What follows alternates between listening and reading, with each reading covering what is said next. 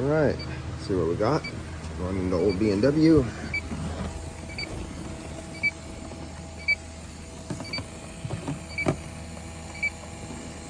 A little something going on there. Let's see if I could get it in the vent.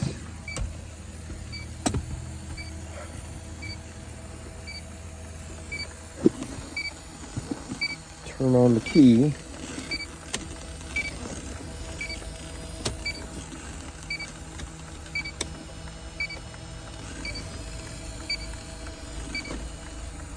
Nope, not too bad. I got the key on. I got the blower. It's blowing in my face.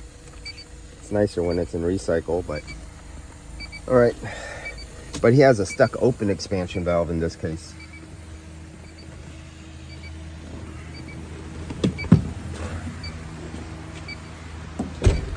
And there's a leak down here by the compressor.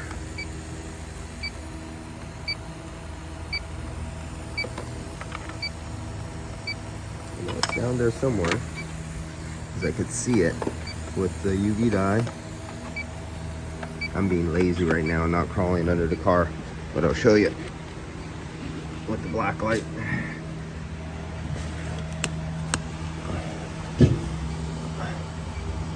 There's the dye right there. You can see the case all around the seam. And the face of the compressor is all rusted. All the paint has been burnt off of it. It's not seized up, but the paint that has probably seized. And what happens when you see them rusted like that, and I don't have a flashlight on me, hold on. So, I don't have my flashlight. Okay, where'd I leave my flashlight? Okay, I'm gonna steal one of these guys' flashlights. Steal your flashlight? Oh yeah. Unprepared. They got flashlights. These are good flashlights. Oh shit, man, that's 5,000 lumens. Yeah, these are a Home Depot thing. They come with an extra rechargeable battery. So I'm trying to get you to get view right of the actual compressor, and I'm still blind from this white light for the sake of looking at it. Let's see if I could get it zoomed in there. You can see that rusty compressor. There you go. There you go. Now, the pulley's not rusted, but just, it heats up. Now what happens to these is when they slide a little bit, they build up friction. It heats up the paint, it burns off the paint, and then it rusts. And that's what usually happens there. Another thing, the owner said they didn't know what happened on this one. They have no information, but the owner lives in Mexico, comes back up here a few months back and forth, doesn't drive this vehicle. I came down here and the pressure switch was disconnected and the fans were disconnected.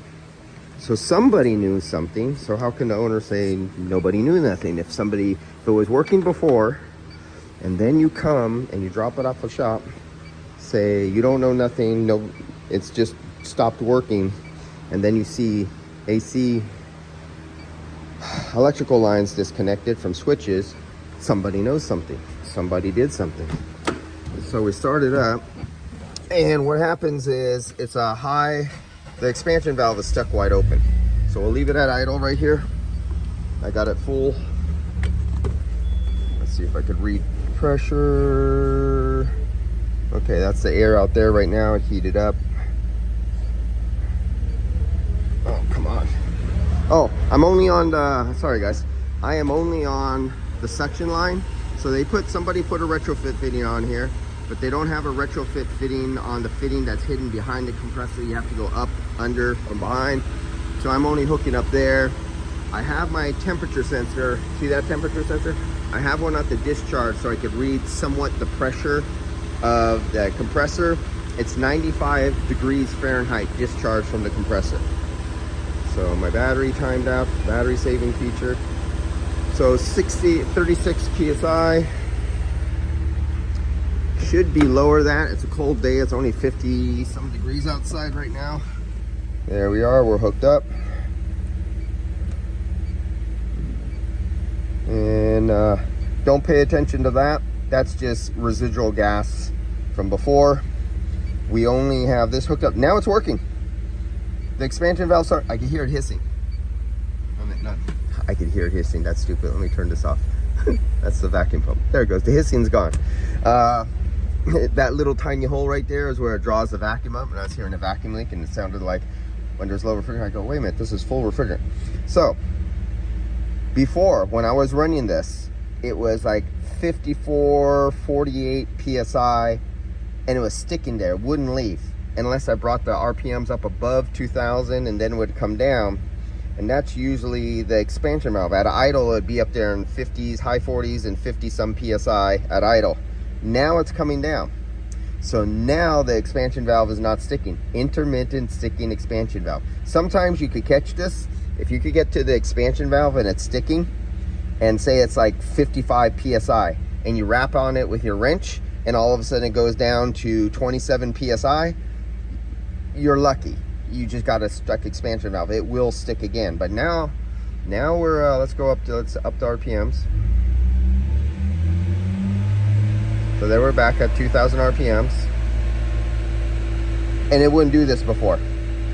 So in the time that I had started the video, shut off the car and restarted to make the video for you, the expansion valve metering opened. The pressure went up, the temperature went up, and I guess the head pressure on the valve increased and put extra force on the pintle and drove the pin down, and we're now restricting. Yeah, now it's working. All right, so I didn't get to show you a stuck open expansion valve because that got blown, but we have an expansion valve that sticks open, and I already know that because I already caught it. What else can I show you? Oh yeah, so right now the fan should be on. Another thing, when I came out here, before I even start these cars, I hit the fans and I rotate them. You see how this one doesn't want to rotate? It just wants to stop. This one was sticking, this one was free spinning. And the first thing I said to him, I said, well, this one's probably bad. Not always. Sometimes the grease gets really, really thick because he says it sits for half the year and it's old. And then once you get it spinning, it'll catch it and work, but it's not working. So we got one dead fan, and they'll confirm that by back probing power to it to see that the fan's dead. But when you get this, change it.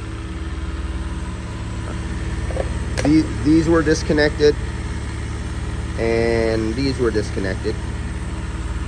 Oh, and if you wanted to know, what I was doing was I was taking the temperature drop of the inlet temperature of the air going into the top of the condenser at 98 degrees or so, and coming out at, what the hell is it coming out at?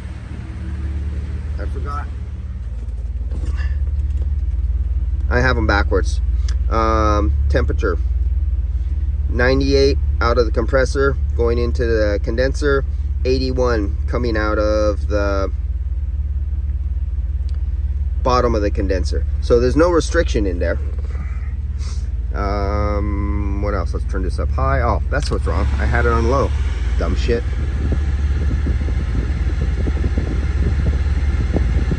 Still staying low. Yep, and it's going back down. It's the valve is working. So the pintle is moving, the valve's working, but it was stuck open. Oh, let's put it on. Let's see how cold we can get it. So I already know it had a stuck open expansion valve. The front face of the compressor clutch is burnt. Somebody pulled off the wires, probably because the compressor clutch was squealing and it was smoking. And so somebody knows, oh, you just disconnect the pressure switches and that'll turn off the compressor and that'll stop that. So the customer, for some reason, somehow did not tell us that somebody did this when he said he knows nothing about it.